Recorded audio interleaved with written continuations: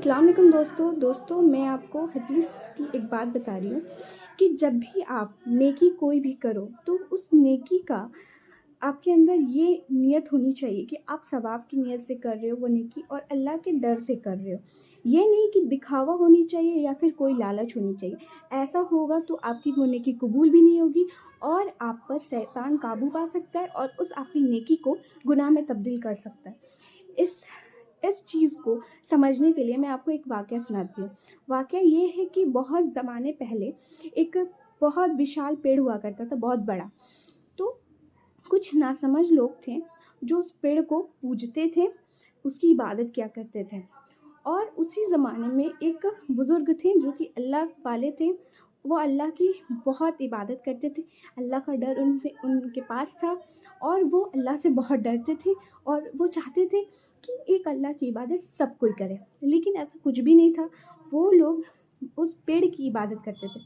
तो एक दिन उस बुज़ुर्ग ने सोचा मैं चलता हूँ इस पेड़ को काट देने। फिर वो उनके दिल में ये था कि मैं इस पेड़ को काट दूँगा तो सब कोई एक अल्लाह की इबादत करेगा। तो जब उन्होंने पेड़ काटने गए तो उन्हें रास्ते में शैतान मिला और वो एक बूढ़े आदमी की शक्ल में था। तो जब रास्ता में शैतान मिला तो बोला कि आप क्या करने जा रहे हो? तो उस बुज़ुर्ग ने कहा मैं इस पेड़ को काटने जा रहा हूँ क्योंकि इस पेड़ की वजह से लोग अल्लाह की इबादत नहीं कर पा रहे और इसको पूज रहे हैं। तो उस शैतान ने कहा नहीं, ये तुम पेड़ नहीं काट सकते और मैं ये तुम्हें पेड़ काटने नहीं दूँगा।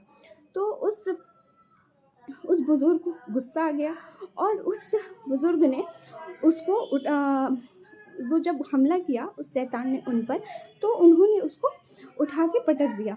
अब शैतान जान चुका था कि मैं इनसे लड़ नहीं सकता जिस्मानी से, तो उसने एक तरकीब लगाई कि उसने ये कहा कि उनके अंदर लालच पैदा कर दिया। वो लालच ये था कि उसने बोला कि मैं तुम्हें इसके बदले 2 दिनार दूँगा। जब तुम सो के उठोगे तो तुम्हारे तकिए के नीचे 2 दिनार होगा। तो वो बोला, वो उसके अंदर मतलब उस बुज़ुर्ग के अंदर उसके अंदर लालच आ गया। तब उसने बोला कि मैं तुम्हें ये करूँगा और तुम उस दिनार से लोगों की मदद कर सकते हो, सदका कर सकते हो और अपनी ज़रूरत की सामान ले सकते हो। अब बुज़ुर्ग के अंदर लालच आ गया, उसने कहा ठीक है और वो अपने घर चला गया। जब वो सुबह में सो के उठा तो उसने अपने तकिए के नीचे देखा कि वो 2 दिनार हैं कि नहीं। जब उसने अपने तकिए के नीचे देखा कि वो 2 दिनार नहीं